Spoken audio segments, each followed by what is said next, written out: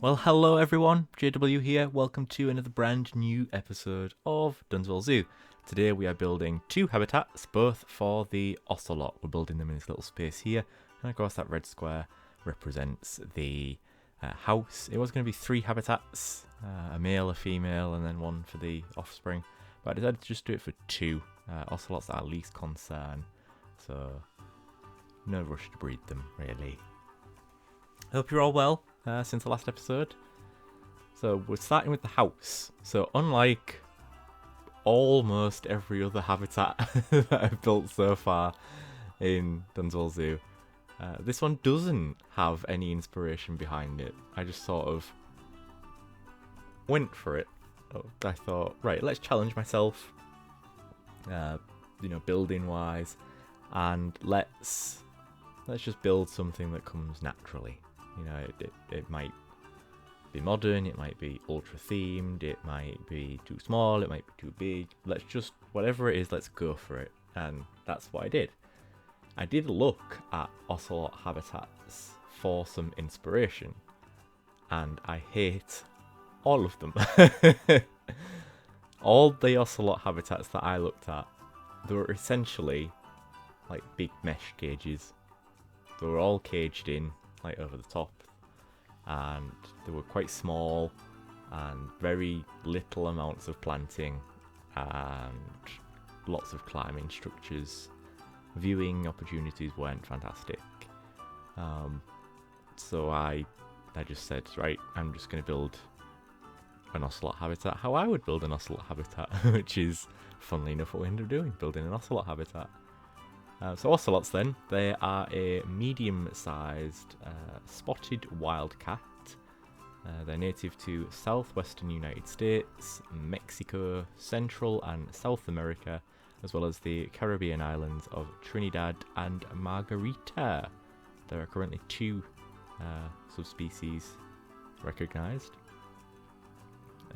Ocelots are very good, very, very good at climbing, leaping and swimming. As such, it prefers to live near sources of water with dense vegetation coverage and high prey availability. Of course, we can provide the water and we can provide the dense vegetation cover, but we cannot provide the prey. Of course, they're in a zoo, so they will be fed a diet that replicates as humanely as possible what they would have in the wild. But in the wild, they would eat small terrestrial mammals, so opossums, rabbits, hares, rats, mice, armadillos, things like that, small mammals. They tend to be more active during twilight, but hours are going to be active during the day, and certainly the habitats I looked at, they didn't have any sort of nighttime availability. You either saw it in the day or you didn't see it at all. But both sexes are solitary and territorial. That's why we've got two separate habitats here, one for the male, one for the female. I think we end up putting the female on the left and the male on the right. It takes about 2 to 3 months for a female to gestate and then give birth, and anywhere between 1 and 3 kittens is usually the common number of young, and the young will stay with the mother for about 2 to 3 years. Typically it tends to be more 2 in the wild because things are a bit more harsh, at which point they then leave and go and establish their own territories and such. The ocelots are listed as least concern, so we will not be breeding them here at Dunswell Zoo just yet, but they are threatened by habitat destruction, hunting and traffic accidents, and the population is classed as decreasing. Its range, whilst very large, does not really do much in terms of the ocelot's fight. Populations all over are decreasing, particularly the the Texan. I'm sure it was Texan. Yes, the Texan and northeastern Mexico populations. They're really at risk. They have a mass increase in inbreeding. There's only estimated to be about sort of 60 to 70 mature individuals left in Texas and northeastern Mexico. And then of course oil palm landscapes, cattle ranches, pollution, climate change, hunting, poaching, logging, the pet trade as well. They all really affect ocelot numbers. But there's still plenty of time to save them. They are still a least concern, even though the population is decreasing. So what else can I tell you about ocelots? Ocelots have been kept as pets in the past, and there are probably some people today that keep them as pets, wrongly, I may add. They shouldn't be pets. They're wild animals. You know, we're not talking about your average domestic cat here. This is a wild cat. It should be in the wild. You know, anywhere between 7 and 15.5 kilos, up to sort of 50 centimeters high. That's not a domestic cat. You shouldn't be keeping that as a pet. But anyway,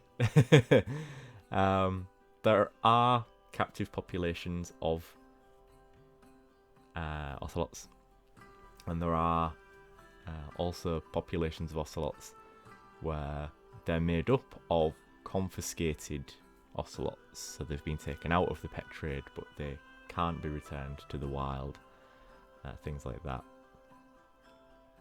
So good on them for doing that, because I would hate for them to end up in the wrong hands, or to be put back in the wild and not survive because they're ill-equipped, or they just end up back in the same vicious cycle. So ocelots tend to be seen sort of lounging around, typical cat in that sense. They lounge around, they like to sit in trees or cool sheltered sites. They're very agile. They, of course, mark their territory through scent. Territories tend to be sort of quite large.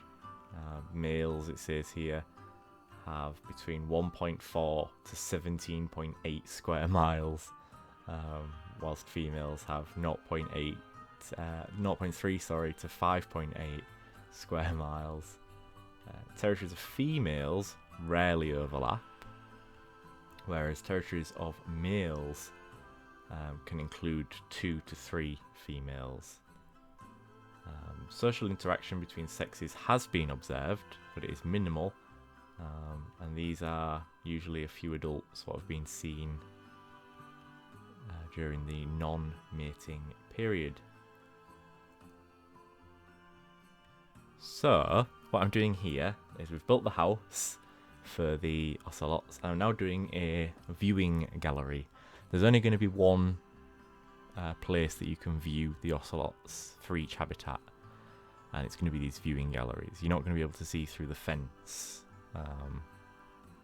and that was very conscious, partly because the fence is so fortified. It's very sort of heavy and metal and electrical to keep the ocelots in, but also because we want to have the ocelots feel as comfortable as possible, and giving them a lot of sort of dense foliage to hide in. The majority of that is round the outsides of the habitat. It's the edges, so it blocks the view from the guests from the outside, it blocks the view from the ocelot from the inside, and it just creates a more natural looking habitat as well in the end. I was really happy with how the viewing shelter turned out as well, actually. This is the second viewing shelter I have attempted to build. The first one was, of course, the disastrous giant otter, which I couldn't build it underwater. But this one turned out really well. I was really happy with it. So I might do more of these in the future. But I had a lot of fun building this habitat, actually. It had some issues, don't get me wrong. It was not without a few hiccups here and there. A lot of fine-tuning and tweaking, like you're seeing on the screen now. But yeah, I had fun. I'd do something like this again. And the singular habitats are big enough so that they can be halved if need be. So we could have the male and female sort of share one habitat and then half that habitat so they have their own space. And then the other habitat could be repurposed for another animal. Considering we're in the Pantanal section, I'm not really sure what other animal I would put in there. I think things on my list are the margay and the oncilla. But as there are no mods or official animals for the margay or the oncilla, we've gone for the ocelot. And I'll be honest, I'm gonna laugh here because I have to. I don't know what the ocelot is based on off the top of my head in terms of what it is in game, but its roars are so sudden and so loud. Every single time I was like taking shots for the ocelot for the cinematic bit at the end, it genuinely made me jump. That's how loud the roars and the snarls and things are. So I don't know what it's based on in the game off the top of my head. It'll say on the mod page on the Nexus, but I just thought I'd share that it just genuinely made me jump every single time. It's just that loud and so sudden, you're not expecting it. It's such a small cat as well. It's ridiculous. So here, I'm painting sand down. That's for the body of water. So each habitat has a body of water, because that's part of the ocelot's requirements. It lives around bodies of water. That's its preferred habitat. So initially I was going to do a small lined pool, something that the keepers could easily sort of drain and then fill back up. In the end I decided not to go for a lined pool after attempting to put the lining in. And I go for a slightly more natural pool, just because there wouldn't be anything going on in there realistically. Maybe a bit of enrichment, but the ocelot's not going to be feeding from there. It's not going to be spending a huge amount of time in there. So I was satisfied settling for a natural pool rather than a lined pool. We'll go for a sort of milky brown colour water, because it's not going to be the cleanest water, but it's not going to be like completely filthy either. And so this shelter is from the Howler Monkey habitat, which has recently undergone a revamp. Go check that out on my Instagram if you haven't already. And I thought I'd use it here because A, it fits the theming, B, the ocelots are really going to like it, and C, I can adapt onto it. You know, I can put climbing structures coming off that platform and things like that. It makes it really easy. And the climbing structures for cats that are in the game, the prefabs that Frontier have built, they're all quite big, whereas that's quite sort of natural sizing we'll go for. It's quite normal sizing for the ocelot. It doesn't dwarf them, but it also gives them enough room to do what they do best, which is lounge around. So trees was a difficult one. I wanted trees in the habitat, but obviously you don't want them too close to the fence, otherwise they'll be able to jump out. So I put some trees on the outside of the fence. And now you can see here I'm doing this border on the inside of the habitat. I'm just allowing it to poke through to the outside. This is going to create that natural look, that sort of jungly theming, but it's blocked the viewing is the primary thing. It's to stop the animal getting stressed and to stop people from potentially trying to put their hands against the fence.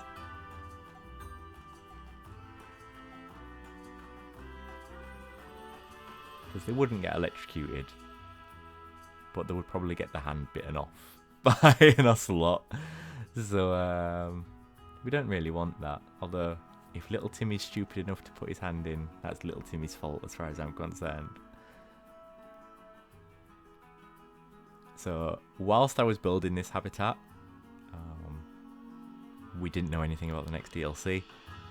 Now that I'm recording the voiceover, the Oceanic Pack has just been announced for release on the 29th of September, not the 29th, sorry, the 19th of September 2023, alongside free update 1.15.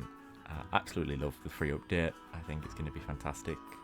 The viewing domes and the brachiation for orangutans. The DLC, it's nice to have an official kiwi and an official Tasmanian devil, and quokkas are cute, and I'm not going to say no to another bat in the game, especially when it's an endangered bat species. The spectacled flying fox is the one we're getting. I'd have probably swapped the little blue penguin for one of the rockhoppers or the macaroni or the Magellanic penguin, something like that. But I'm sure I'll use the little penguin at some point, just not in Dunswell Zoo. I'm not going to reveal my plans for the other animals yet, but little penguin's not going in Dunswell Zoo. The Tasmanian devil is, the quokka will be, and the kiwi is. Of course, we've already built habitats for the kiwi and the Tasmanian devil, so we shall see what's happening over there. Go check out my Instagram. A wink wink, nudge nudge.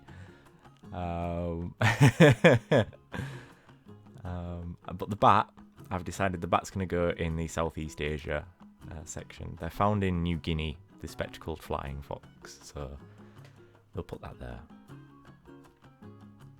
So this was a tree guard to stop the ocelot from climbing up to that tree, but it just looks awful, so I just turned climbing off and I'll just pretend that they can't climb.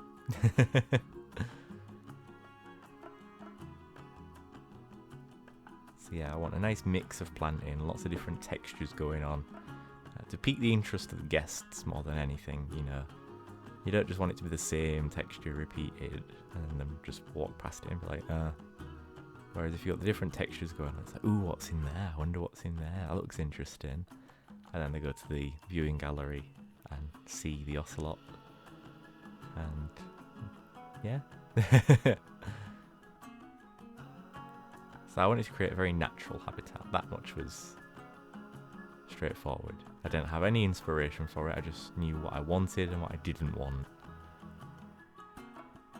The fencing was slightly a pain in the bum. As you probably saw a little earlier on, I had some trouble lining everything up. I do figure it out. All the fencing is in now, thankfully. Inside of the habitat then, and it's just this little sort of plinth thing what the ocelot can jump up to and sleep on if it wants to. I do add, I think I keep it in the speed build, I'm not 100% sure. I do add another little platform on top of that. Unfortunately, the ocelots can't use that due to the hitbox, so I remove it and we just keep this one platform that you're seeing now. For some reason, that plank would not line up, so I had to do it that way instead. Just keeping things nice and simple, but practical. And first and foremost, it was the animals' welfare that was at the forefront of my mind. I don't know how much longer we've got left, about 8 minutes. There's probably a bit more speed build left, maybe the waterfall in the next habitat, and then it'll be the cinematics. Yeah, so I thought it was based on the cougar, and it may well be, but I'm not 100% sure. I don't remember the cougars making me jump as much as the ocelots do. Yeah, this platform here, it doesn't stay. They can't use that one.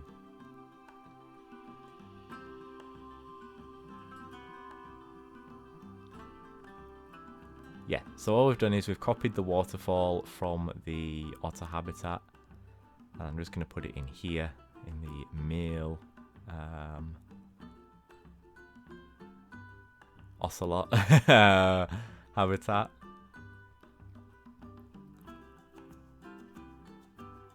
Just to drown some of the noise out from the guests and create a bit more of a natural habitat.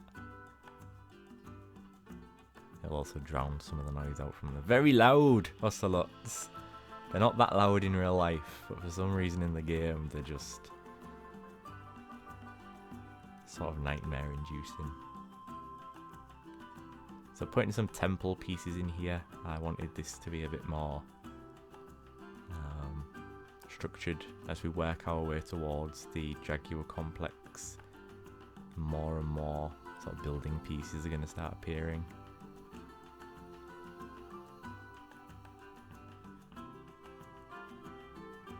Don't know when the next episode of Dunswell Zoo will be, of course. Don't know how the mods are going to cope with update 115 and the Oceania pack. Typically they're alright, but we'll just see how things go. I'm really looking forward to using these viewing domes though.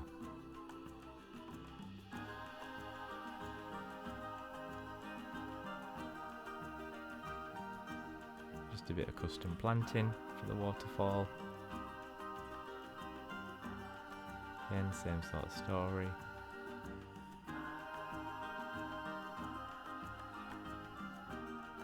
And no point reinventing the wheel, just the same platform thing. Here, I just wanted to block the guest's view of that metal door at the back, just purely for aesthetic reasons. It drew the eye away from the animal.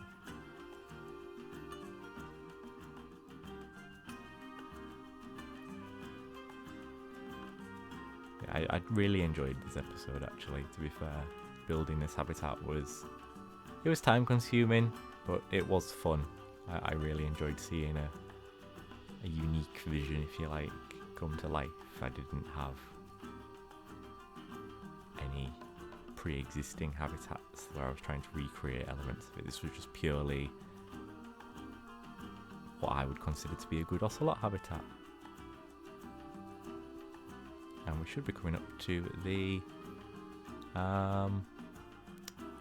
cinematic shots, so I shall let you enjoy the rest of the speed build. I shall see you all relatively soon for the next episode of Dunswell Zoo, hopefully. I've got another series on the way as well. Still working on that at the moment. I hope for it to be out on the channel by October. And I haven't forgotten about the campaign tutorials as well. I asked, and it was an overwhelming response that people wanted the campaign tutorials. So I shall get to that at some point. But primarily, my sandbox series and other series coming up, they will be taking the priority over that. Because the campaigns, the sort of tutorials in and of themselves, really. So I'm not going to make it an emergency to create walkthroughs for them.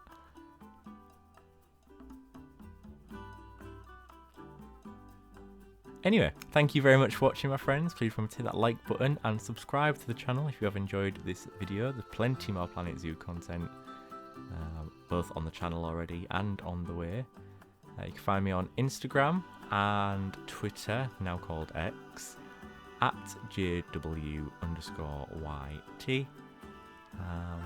And until the next time, my friends, thank you for watching. Stay safe, stay kind, and I shall see you all in that next episode. Until then, my friends, bye-bye for now.